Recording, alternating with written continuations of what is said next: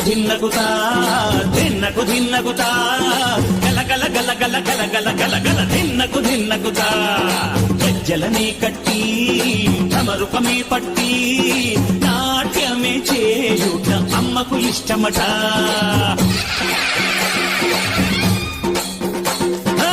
ఊరే ఊగేల ఇయ్యాలి హారతి,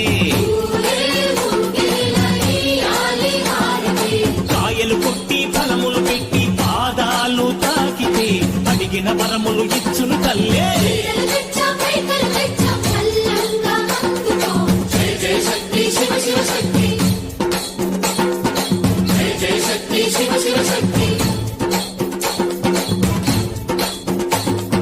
కంచిలో కామాక్షమ్మ